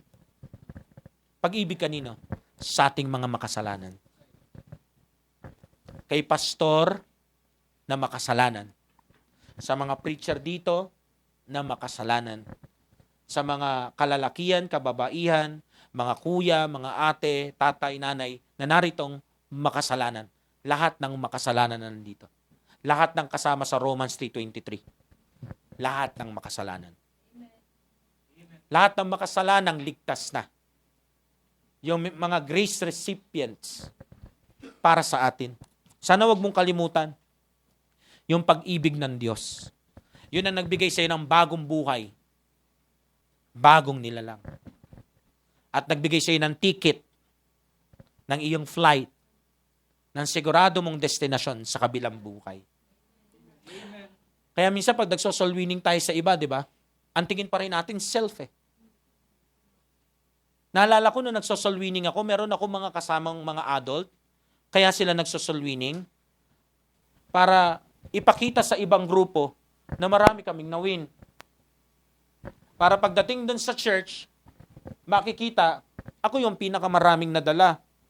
Pero alam nyo, nakikita ko sa mga ganon, oo, nadadala.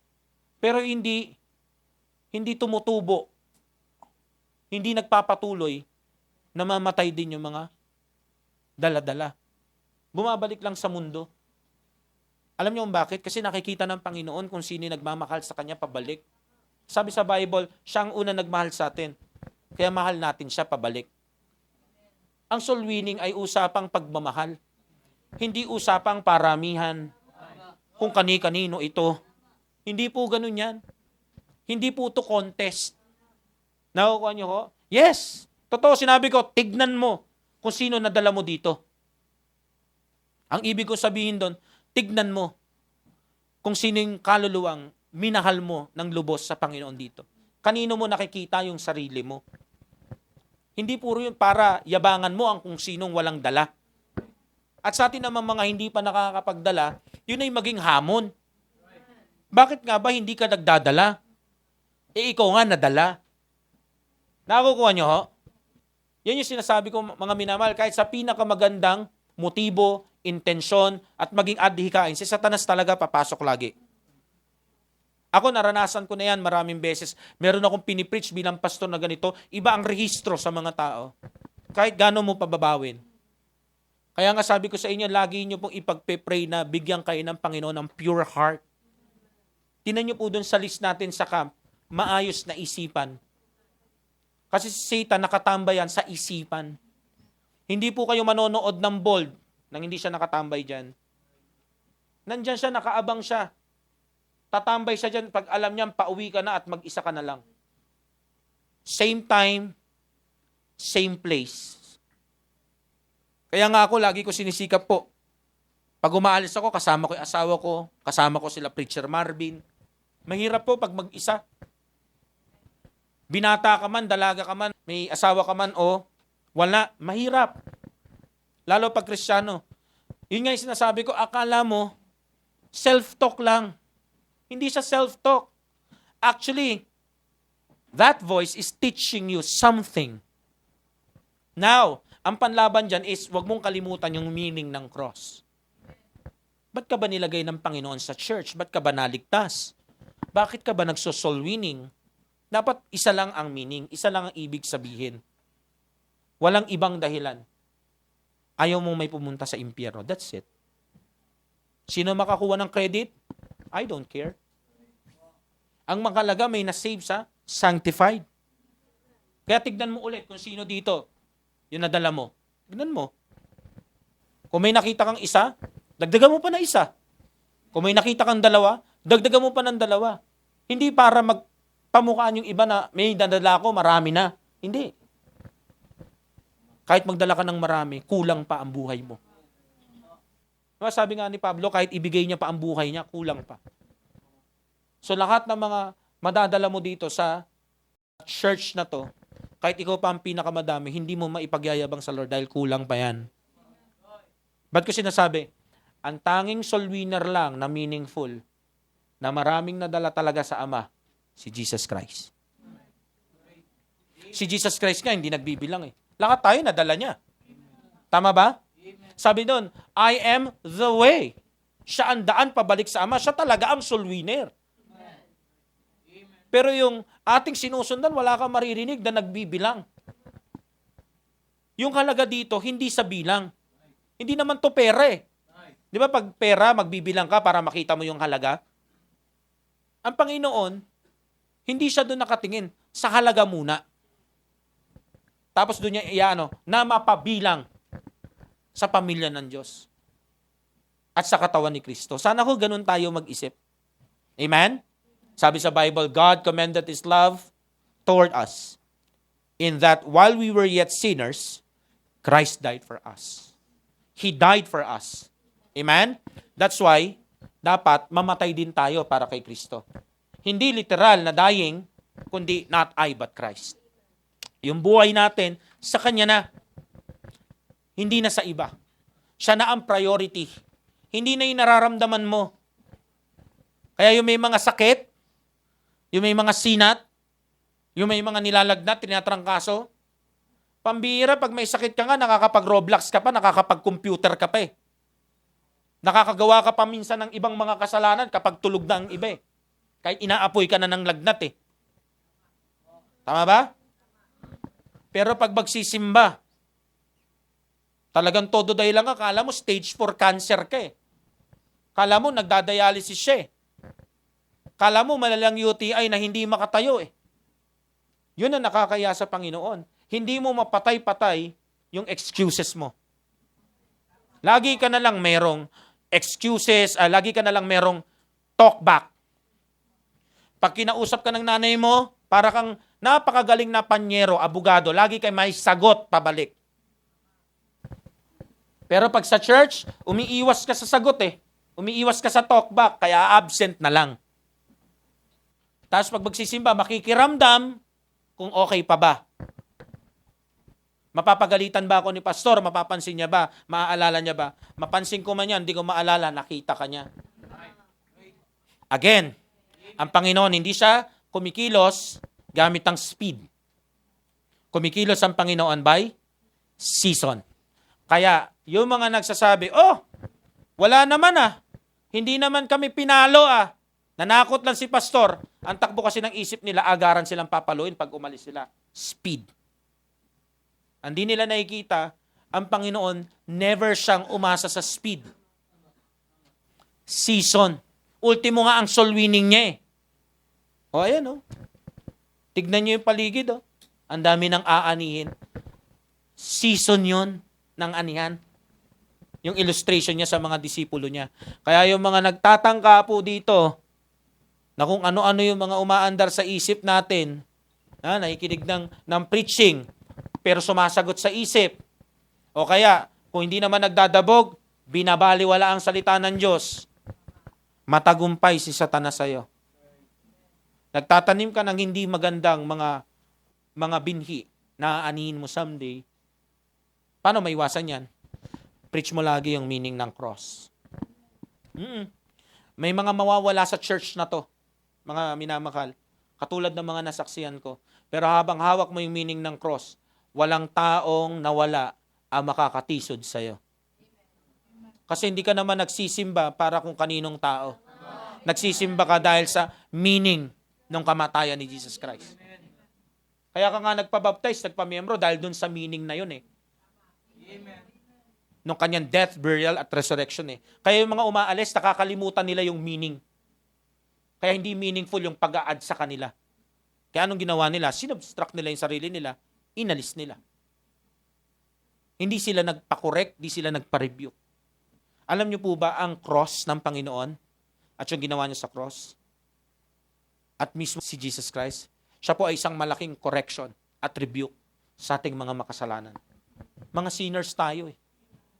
Dahil sa Kanya, naitama tayo. Dahil sa Kanya, patuloy na nare-rebuke mga mali nating takbo ng isip. So, wag nating bitawan yung meaning ng cross na yon. At sakto, papunta tayo sa camp. Dapat baon-baon natin yun. Kasi, mahirap naman po pupunta tayo sa camp, tayo pa magiging reason. Kaya meaningless yung cross. Kaya meaningless yung crucified, the piercing purpose. Tayo pa yung maninira ng spirit, ng mood. Naranasan ko na po yun sa mga camp. May mga bratinela, may mga nag-iinarte. Huwag nyo pong gawin yan. Kasi hindi po yung programa ni pastor ang sinisira nyo. Meron mga ganun, humahagik-gik eh. Hirap si pastor, no? Kita ka niya.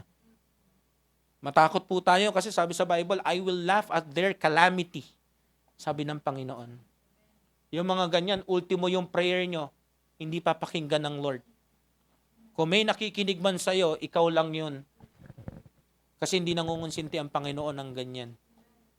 Nakukuha nyo ko? So, preach the cross. Lord, ilagay mo sa isip ko, ba't ka namatay? Itong attitude na to, hindi to dapat makita eh. Dapat wala to sa camp. Or should I say, dapat wala yan sa Christian life mo. Okay? Daily dying, mga minamahal. Yun yung piercing purpose, daily dying. Deny self. Not I, but Christ. He must increase. Tignan nyo po yung possessed man. Anong sabi niya? Lord, sasama na lang ako sa'yo.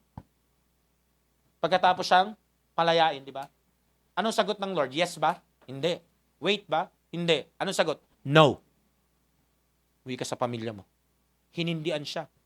Meron ba kayo nakita nagdabog siya? Wala. Masaya siya. Pagpunta niya ng Decapolis, nag-preach siya kagad. Alam mo, minsan, mas maganda yung no ng Lord para maraming makikinabang na iba. Yun po tayo dapat. Minsan sa no, nakikita kung talagang not I, but Christ. Madali yung he must increase, I must decrease kapag kumakabig ka. Ang Panginoon nga, sinara ng Ama sa langit ng kalangitan, di ba? Sabi niya, bakit daw siya finersake? Nagsara. Ultimo dun sa hardin, anong sabi niya? Kung pwede mo lang alisin itong cup na to, di ba? Pero alam ng Panginoon ang sagot ng Ama, no. Kasi kapag nag-yes ang Ama, kinuha yung cup na yun, hindi na tayo magkakaroon ng kaligtasan. Kaya tinake ng Panginoon yung pagsasara ng langit. Pati yung gabi ng prayer niya sa Gethsemane. Kaya nga naging meaningful. Lahat ng NO na yun. Kaya masasabi na natin, yes, 100% tagalangit kami. Yun ang meaning ng cross. Gusto nyo maging matinong Kristiyano? Gusto natin maging matinong pastor? Gusto natin maging matinong church? Huwag mo kalimutan yung meaning ng cross. Okay? Letter C. The necessity of the cross. Kapag sinabing necessity, mga minamahal, importante, pinaka-importante. Are you saying mas importante pa yung literal na krus kaysa sa tagapagligtas? Hindi po yun ang ibig kong sabihin. Necessity of the cross, ang ibig ko pong sabihin doon sa, ang ibig ko pong sabihin doon sa necessity of the cross ay yung pinaka-importanteng nangyari o ginawa doon sa krus ng Kalbaryo. Kasi doon ho ginawa ang kaligtasan. Doon ho nangyari ang pagliligtas. Yun po yung necessity of the cross. Maraming gustong isanitize po ang gospel para maging appealing sa lost world. Para hindi ma-offend ang mga unsaved, mga unbeliever. Andyan yung wag daw babanggitin ng impyerno. Wag babanggitin yung tinatawag na lawa ng apoy. Wag masyadong didiinan yung preaching sa tinatawag na kasalanan. For example, adultery. For example, kabaklaan. Kapag sinabi mo yung mga yan, judgmental ka. Homophobic ka. Egoistic, condemner, legalist, self-righteous ka. Pero mahirap pong banggitin yung necessity ng cross nang hindi mo binabanggit yung bigat at intensity ng kasalanan. Maging yung pupuntahang mabigat na kapahamakan sa apoy ng pagdurusa at lawa ng apoy. Andyan yung sinasabi nilang abangan na lang natin yung tugtugan. Wala akong makakapalit sa preaching ng gospel. Amen. Para sa akin maliban sa dapat i-preach ang impyerno, lawa ng apoy, mag-preach laban sa kasalanan, isa ko sa pinaka dapat pinipreach palagi sa church na to ay yung mabuting balita. Yung gospel ni Kristo. Dapat si Jesus Christ ang laging binibida dito. Hindi po ginagamit si Jesus Christ bilang ladder sa sarili mo. Kaya nga hindi tayo dapat nakakita ng mga ganito nagpapatotoo. Tapos ikikwento niya yung kung gaano siya kasama, kung gaano siya kawalang niya. Tipong mas sinabi na ni Apostle Paul, siya ang chief of sinners. Mas chiefest pa siya. Ang chief mo Kaya nga natuwa ako sinabi ni Pastor Doug doon nung minsan pumunta ako sa La Loma Yung sinabi niya, gusto niyo bang malaman kung anong ginagawa kong mga kasalanan nung unsaved ako? Sumagot siya, it's none of your business. Actually, yung mga kasalanan mga pinagagawa natin, hindi mo na kailangan iniisa-isa pa yon sa harapan ng mga tao kasi baka dumating yung segundo, akala mo nagpapatotoo ka, pero si Satan, tinitwist ka na niya unti-unti. Na nagiging mayabang ka na sa patotoo mo, inaangat mo na yung sarili mo bilang pinakamasama sa aming lahat. Pero ang sinasabi mo, ganito ako kasama, tapos ganito niya ako binago, pero ang nangyayari, nagiging tungtungan na lang ang Panginoon. Parang bangkito na lang ng kayabangan mo ang Panginoon. Kaya dapat po, hindi na kinikwento kung gaano ka kasama. Kasi wala namang pinakamasama. Lahat tayo makasalanan. Kahit dun sa pinakamalalang kasalanan, murder, hanggang sa pagsisinungaling, same kasalanan. Kaya hindi na po natin ikwento na ganito ako dati. Hindi mo kailangan ikwento. Romans 3:23, period. Revelation 21:8, period. Nakukuha niyo, mga minamahal? Kaya yun yung necessity ng cross, dapat lagi natin pinipreach. Mga kalalakihan, mga kababaihan, ang gusto ko pong pinakamatutunan yung doktrina, yung necessity ng krus ni Kristo. Gusto ko po gumaling kayo sa pagpipreach, sa iba't ibang klase ng pagtuturo at pagpipreach sa gospel ni Kristo. Hindi ko po inaasahan na gumaling kayo sa pagtuturo ng cheerful giving, pera. Nakukuha nyo Maraming pwedeng matutunan sa Bible ng mga iba pang mga doktrina. Andyan yung modesty, pananamit ng lalaki, babae, itsura ng mga Kristiyano, Christian living, etc., etc., etc. Pero sa church na to, ang pinakapangarap ko po sa mga kalalakihan dito at mga kababayan, lalo na sa mga kalalakihan, ang pinakamagalugad nyo na katuruan, yung preaching tungkol sa kaligtasan.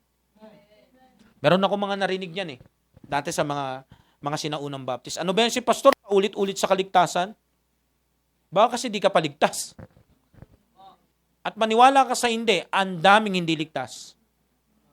Yung nagbaptize nga lang ako sa Antipolo, yung 3 binaptize ko, di pala mga ligtas. Maniwala kayo sa hindi, meron pa rin sa kalagitnaan natin, hindi ligtas.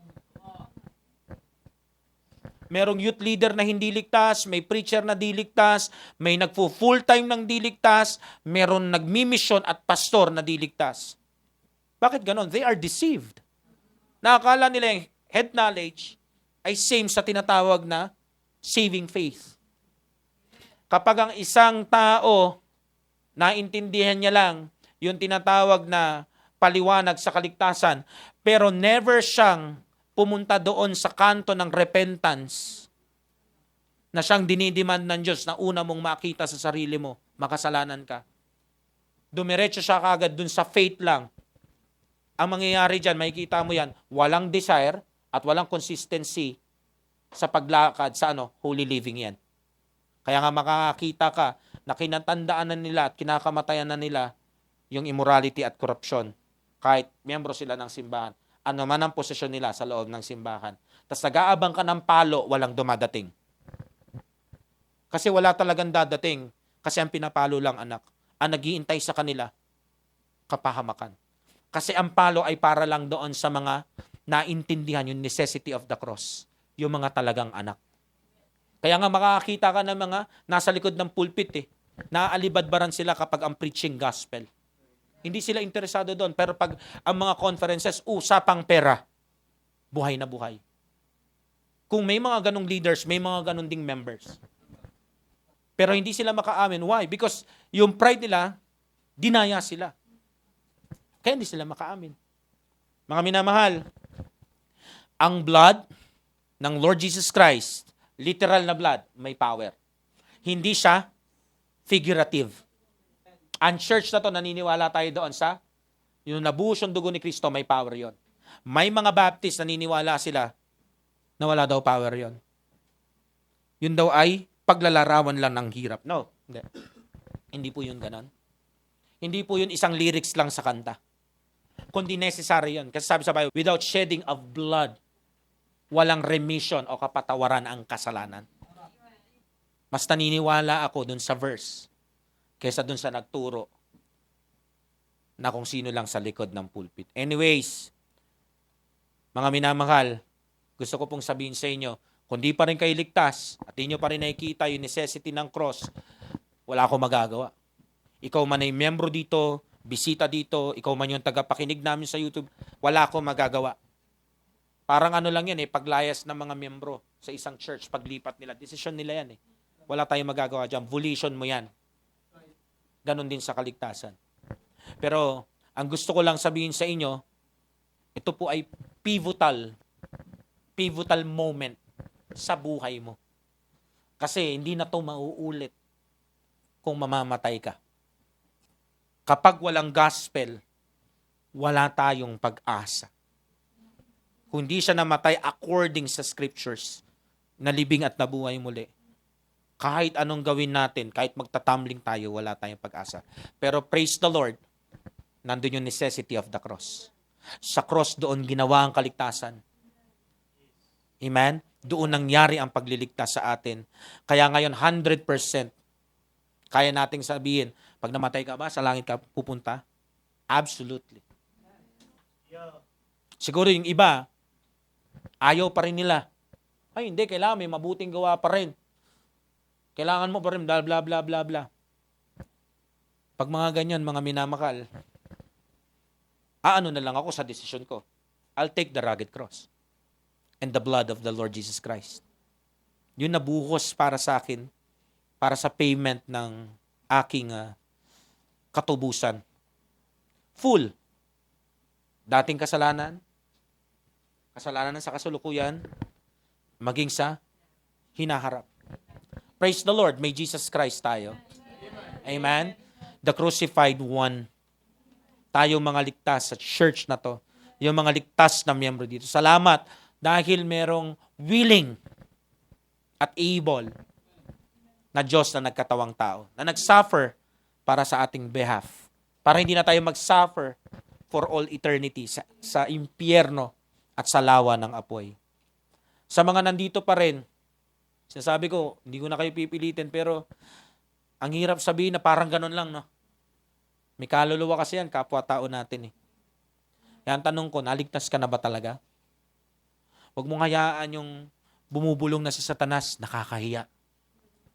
Hindi yan self-talk, hindi lang ikaw ang nag-iisip niyan. Alisin mo yung hiya na yan kasi yabang yan. Mas maganda magpakumbaba. Magtiwala sa Panginoon para sa kaluluwa mo. At sa atin kong pagsasara, bago tayo mag-pray para sa ating camp na paparating, mag-share po kayo ng gospel sa mga makikita nyo bago tayo pumunta sa camp. Huwag nyo pong hayaan na nagtatrust pa rin sila sa ibang bagay. Kailangan po nilang maborn again. Kaya nga ako, sobrang saya ko nung nalaman ko naligtas yung dalawang kapatid. Tapos nawala yung ate ko sa church, nakabalik bago siya mamatay. Tapos nalaman ko yung tatay ko, nakatanggap din pala sa Panginoon. Kunento sa akin ng nanay ko. Kasi hindi ko yung tinatanong dati. Kasi bata pa ako noon eh. Pero yung nanay ko din na nagkwento. Pero gusto ko pong sabihin sa ating mga Kristiyano, kailan ka magsisiseryoso sa soul winning? Kasi kung talagang ligtas ka, may desire ka. At gusto mong gawin yan consistently. Siguro hindi mo pa alam kung paano mag-share.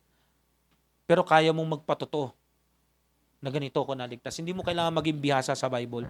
Kailangan mo lang magpatotoo kung paano ka naligtas. Amen?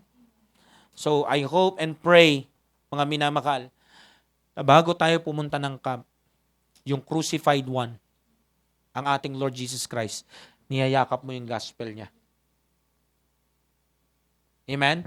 Simula sa camp, hanggang sa dulo ng tema nating crucified. So, ang pagtugon, kung ano man ang panawagan sa inyo ngayong gabi, ay nasa inyo. Ako po, tagapaghatid ng mensahe. So, pag-pray nyo po, yung mga mensahe na aking gagawin. Pag-pray nyo po si Pastor Jonathan Linobo. Pag-pray nyo rin po si Pastor Ramil Olalia. Pag-pray nyo po ang mga ate natin sa church na to. Lalong-lalo na yung mga kuya natin. Kasi ang leadership ay nakapatong sa balikat naming mga kalalakihan. Pag-pray nyo kami na mag-step up kami. Amen? Huwag nyo kaming sukuan, ipag-pray nyo po kami. At pag-pray nyo po itong mga kabataan natin na to, yung mga ibabaptize, please pray for them. Na maging mahuhusay silang soul winners someday. Leaders ng mga churches. At yung iba sa kanila ay maging talagang kagamit-gamit sa susunod na henerasyon. Amen? At ipag-pray natin yung pagkakaisa natin. Pag-pray nyo po lahat sumunod kay pastor. At sumunod sa preaching. Huwag nyo pong kalimutan yon. Ipag-pray nyo si pastor na nasundin namin si pastor. Nasundin namin yung mga preaching. Sundin namin yung mga leaders at yung mga tinuturo nila. Ha? So, yun lamang po. I hope excited na po ang lahat. Tayo po ay mananalangin na para sa camp.